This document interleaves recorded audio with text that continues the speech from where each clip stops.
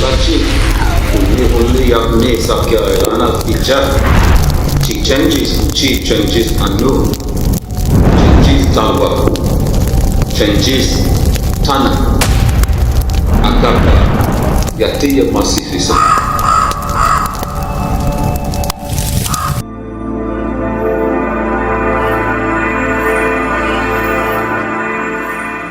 Legal frameworks and land tenure represent critical aspects of indigenous rights and sovereignty, yet they have often been fraught with complexities, contradictions, and injustices. For indigenous peoples, including the Yamasee, the relationship with land is deeply intertwined with cultural identity and traditional practices. However, the imposition of colonial legal systems and land tenure systems has frequently undermined indigenous land rights and autonomy. Colonial legal frameworks, established by European powers and later adopted by settler governments, have historically prioritized the interests of colonial settlers and corporations over those of indigenous peoples. Treaties, acts of Congress, and judicial decisions have often been used as tools of dispossession, facilitating the transfer of indigenous lands to non-indigenous entities through coercive means or fraudulent practices. Furthermore, the concept of land tenure has been shaped by colonial notions of property rights and ownership, which often conflict with indigenous conceptions of land stewardship and collective ownership. Indigenous land tenure systems based on communal ownership and reciprocal relationships with the land have been disregarded or marginalized within the framework of colonial law, leading to conflicts over land use, resource extraction, and jurisdictional authority. In recent decades, indigenous peoples, including the Yamasee, have increasingly sought to assert their rights to land and self-determination through legal means, advocating for the recognition of indigenous land titles, the enforcement of treaty rights, and the protection of sacred sites. Challenges persist in achieving true justice and equity in land tenure and legal frameworks. Structural inequalities, institutionalized racism, and ongoing colonization continue to impede indigenous efforts to reclaim and protect their ancestral lands. Moreover, the legacy of colonialism, including historical trauma and environmental degradation, further complicates the struggle for indigenous land rights and sovereignty. The intersection of legal frameworks and land tenure represents a battleground for indigenous rights and sovereignty, where the forces of colonialism and indigenous resistance collide. By interrogating and challenging colonial legal systems, indigenous peoples, including the Yamasee, seek to reclaim their rightful place as stewards of their ancestral lands and forge a future grounded in justice, equity, and respect for indigenous sovereignty. Now let's take a look at American Indian Law Review, Volume 15, Number 2, January 1st, 1991. Florida's Seminole Indian Land Claims Agreement, Vehicle for an Innovative Water Rights Compact, by Barbara S. Monahan, on page 344, where it mentions, however, when the water permitting system was implemented, the Board of Conservation failed to take into account the water requirements of the Indian reservations located within the state, thereby depriving the Seminole Indian tribe of sufficient water to economically develop the agricultural aspects of its reservations. Water is vital to the Seminoles since the tribe derives almost 40% of its income from farming and forestry. In early 1986, it became obvious that the Seminoles would have to take action to obtain a fair share of the water available in South Florida, or face virtual destruction of their land and livelihood. This note will first review the historical events leading to the negotiation of the settlement, which embodies the compact. This note will also discuss settlement of Seminole land claims and briefly summarize the principles of Indian water rights to lay the groundwork for a discussion of the compact. This note will then address the trade-offs and concessions made by the parties to effectuate the terms of the settlement and to quantify water rights for the Seminole Indian tribe. Finally, this note will draw some preliminary conclusions about the utility of the settlement as a model for future water rights agreements.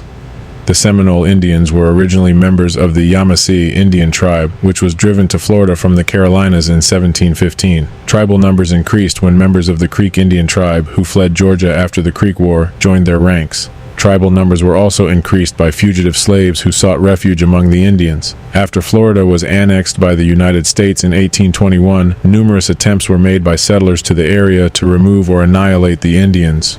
The settlers wanted the fertile lands located in north-central Florida, which were occupied by the Seminoles. The settlers were also afraid that their slaves would escape and find shelter with the tribe. Finally, in 1834, a portion of the tribe was transported to Oklahoma, where they formed one of the 5 civilized tribes. A few hundred Seminoles escaped to the Everglades in South Florida, as the main portion of the tribe was either escorted or dragged off to the west in what has been described as a brutal and debilitating march. white settlers continued to pressure the government to force the remaining Seminoles to migrate to the west, and although many attempts were made to do so, the tribe continued to live in various locations throughout South Florida. Footnotes 29.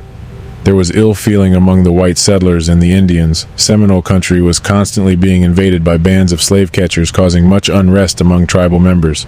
American forces were sent to Florida to deal with the Indians, which instigated the commencement of the First Seminole Indian War, 1817-18. Florida's Seminoles, Supra Note 1 at 12-13-30. Confederation of American Indians, Supra Note 25 at 379. Andrew Jackson, the first American governor of Florida, was extremely impatient with Indians who stood in the way of white settlement. Most of the tribes of the Southeast had been exterminated or sent to reservations in the West, and Jackson urged that the same course be followed with the Seminoles. Florida's Seminoles, Supra Note 1 at 15. Now let's take a moment to explain. The passage from the American Indian Law Review by Barbara S. Monahan provides a comprehensive analysis of the Seminole Indian Land Claims Agreement in Florida, with a specific focus on the intricate matter of water rights. Let's delve deeper into the key points outlined in the excerpt. First, water rights and economic development. Monahan underscores a critical issue concerning the implementation of the water permitting system by the Board of Conservation. Despite its importance to the Seminole tribe's economic activities, particularly farming and forestry, which contribute significantly to their income, the system failed to account for the water requirements of Indian reservations within the state. This oversight directly impacted the tribe's ability to economically develop their reservations, posing a substantial threat to their livelihood. Second, urgency and action. The situation reached a tipping point in early 1986 when it became apparent that the Seminoles had to take proactive measures to secure a fair share of the available water in South Florida. Without adequate water allocation, their land and economic viability faced imminent peril. This urgency spurred the tribe into action, leading to negotiations aimed at rectifying the water rights imbalance. Third, historical context. Monahan provides a detailed historical backdrop to contextualize the Seminole tribe's struggle for land and water rights. The Seminoles' origins trace back to the Yamasee Indian tribe in 1715, with subsequent additions from the Creek tribe and so-called fugitive slaves who were largely Yamasee and Seminole Indians. Despite attempts by settlers to remove or exterminate them, the Seminoles persisted, with a portion forcibly relocated to Oklahoma in 1834. However, some Seminoles sought refuge in South Florida's Everglades, resisting further displacement. Fourth, conflict and resilience. Throughout their history, the Seminoles faced persistent conflicts with white settlers and government forces. These tensions culminated in the First Seminole Indian War, 1817 to 1818, and continued pressure for removal to the west, advocated by figures like Andrew Jackson. Despite these challenges, the Seminoles demonstrated remarkable resilience, maintaining their presence in South Florida and resisting further forced relocation. Fifth, legal and negotiation processes. Monahan's analysis extends to the legal and negotiation processes surrounding the Seminole Land Claims Agreement. By outlining the principles of Indian water rights and summarizing the settlement of Seminole land claims, the article lays the groundwork for understanding the complexities of the compact. It delves into the trade-offs and concessions made by all parties to ensure equitable water rights for the Seminole tribe. Monahan's examination offers a nuanced understanding of the historical, legal, and socio-economic factors shaping the Seminole tribe's pursuit of water rights and sovereignty in Florida. It underscores the challenges faced by indigenous communities in navigating complex legal frameworks and advocating for their rights in the face of historical injustices and contemporary threats to their land and resources. Now let's take a look at the federal and state Indian reservations and Indian trust areas. U.S. Department of Commerce, Frederick B. Dent, Secretary. On page 474, Seminole Tribe, Seminole County, Oklahoma, Tribal Headquarters, Wewoka, Oklahoma, 74884 Federal Trust Area, Population 3,115, BIA 1172, Land Status, Tribally Owned, 320 acres, Allotted, 35,443 acres. Total area, 35,763 acres. This land is held in trust by the United States under the Act of July 26, 1936. History. The people who came to be known as Seminole, the name means runaways, were a combination of Hitchiti-speaking Oconee, Yamasee, driven from the Carolinas, and Creek fleeing Georgia. Their ranks were swelled by fugitive slaves who found refuge and freedom among the Indians in Florida. In 1819, the territory of Florida was ceded to the United States by Spain. Pressure by white settlers for Seminole lands led to a government policy that favored removal of the Seminole to Oklahoma. Attempts to force removal between 1835 and 1843 produced resistance from many able Seminole leaders, the greatest of whom was Osceola. The United States succeeded in transporting most of the Seminole to Oklahoma in what amounted to a brutal, debilitating march. They were eventually granted a reservation of their own in the western part of the Creek Nation. Many government promises made to the Seminole were never fulfilled. There are a large number of Seminole still in Florida. They are descendants of the 150 Seminole who escaped all removal efforts. They are located on 3 federal reservations at Hollywood, Brighton, and Big Cypress, Florida. Culture. The Seminole have some of the traditional ceremonials, dances, and ball games as well as their language. However, most of the original crafts and skills still known by the Seminole of Florida have been lost. Government. The Seminole tribe is governed by a general council consisting of 42 members. Now let's take a moment to explain federal and state Indian reservations and Indian trust areas. U.S. Department of Commerce, Frederick B. Dent, Secretary. This introductory statement indicates that the information provided is sourced from the U.S. Department of Commerce under the leadership of Secretary Frederick B. Dent. It sets the context for the following details about the Seminole tribe. Location and population. The Seminole tribe's tribal headquarters is situated in Wewoka, Oklahoma, 74884. The population within their federal trust area is reported as 3,115 individuals, as documented by the Bureau of Indian Affairs in November 1972. The land status of the Seminole tribe's territory is delineated. They own 320 acres outright, while an additional 35,443 acres are allotted to them. This brings the total area under their jurisdiction to 35,763 acres. It's emphasized that all this land is held in trust by the United States government, as mandated by the Act of July 26, 1936. The narrative provides insights into the origins and historical journey of the Seminole people. Originating as a combination of Hitchiti-speaking Oconee, Yamasee from the Carolinas, and Creek individuals fleeing Georgia, the Seminole population grew with the addition of fugitive slaves seeking refuge in Florida. The forced relocation of the Seminole to Oklahoma, prompted by pressure from white settlers for their lands, is highlighted.